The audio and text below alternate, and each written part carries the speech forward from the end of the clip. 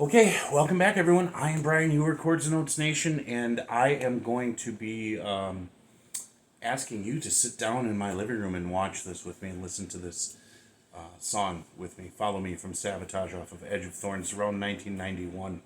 Savatage has their next and probably last album coming out very, very soon, and so I kind of want to go back a little bit and start to reminisce.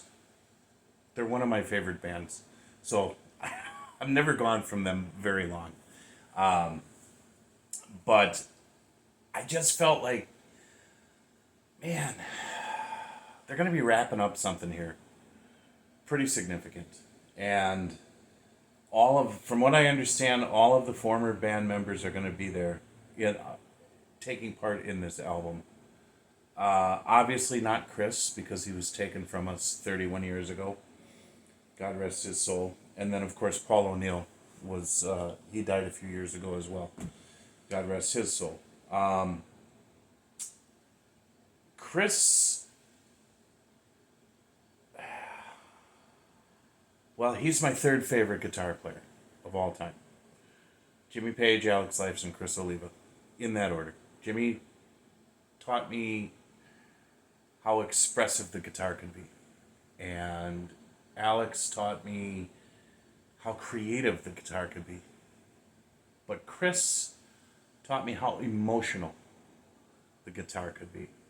And I believe to this day, had he been allowed to live longer than 30 years, he would have done some even more amazing things on guitar than he already had in his short lifespan.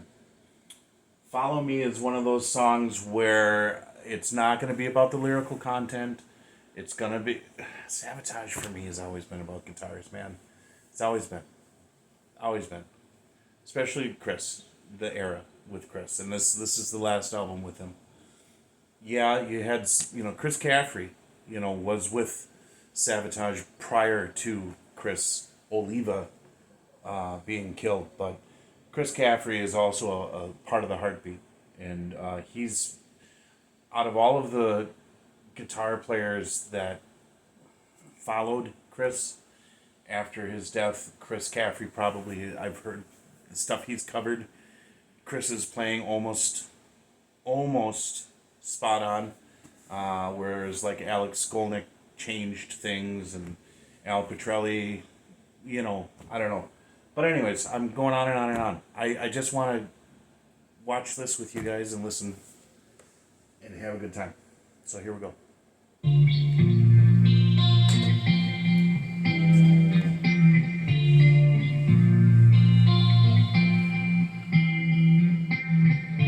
really want to know what you had in store. I couldn't really tell, maybe just as well. I came here with a dream, and I just had to see if my dream was so. I knocked on every door.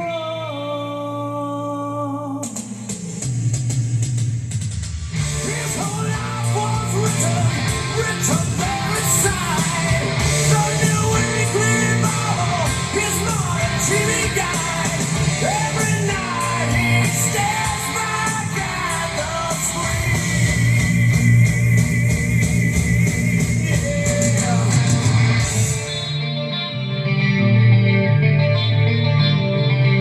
A man only sees what he wants to see when he's in his mind, where is what he wants to be. Living in a world where it's safe for reality. Once you take a chance on this night and follow. Won't you follow me? Yeah. Won't you follow me? Yeah.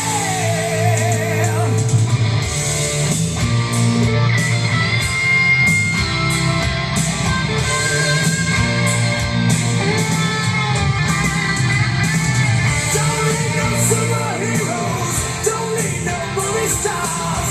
Don't need no politicians in big bright shiny cars. Don't need no preacher whose church is my TV. No.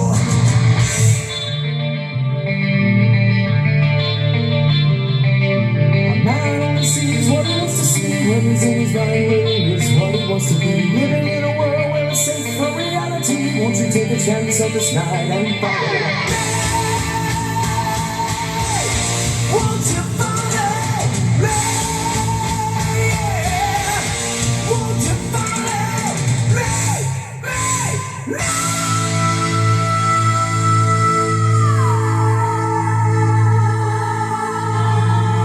Oh, here we go.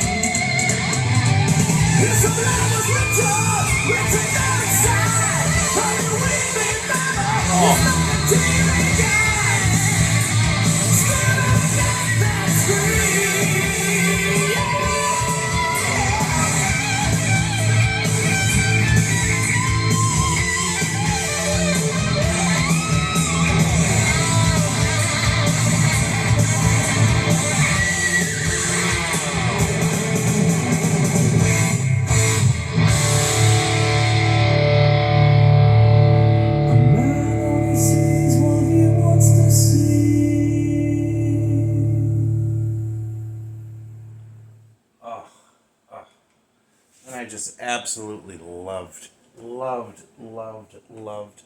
how.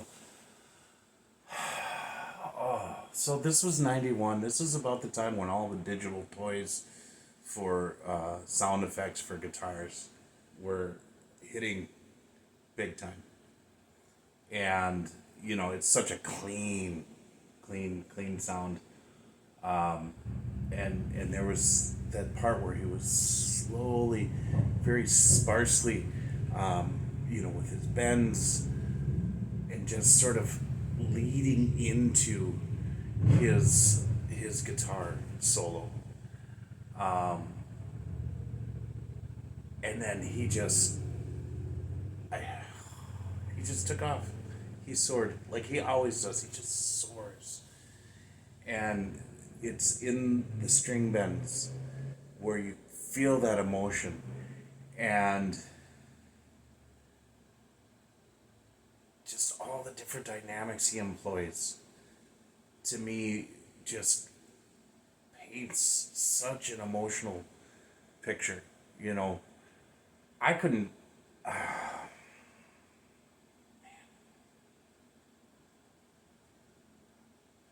guy was phenomenal.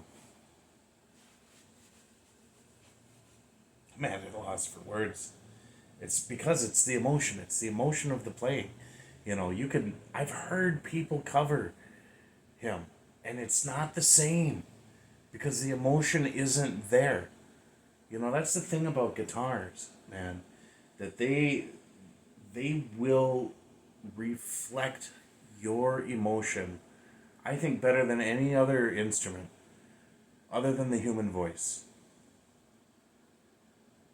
There's just something special about that instrument, especially if you know how. I mean, you think of like Stevie Ray Vaughan with his bending and his emotions, you know. But it was a different. That was different for me. Chris was the one who really just grabbed hold of my soul with his guitar playing. So fantastic, so fantastic. Always, it was a good album too. I mean, you know, and he was blessed to have two vocalists, two tremendous vocalists. His brother John, and here with Zach Stevens. You know, to be able to work with them too, just yeah, fantastic. All right, that was my exercise in self indulgence. I appreciate that you came along. Um, I will be reacting to more Savatage. I will. Probably a lot more from this album because tremendous solos on this. I think he always had tremendous solos. But this album especially, I really, really loved it. So, anyways, that's it, guys. Thank you so much. God bless you. Jesus loves you. I will talk to you later.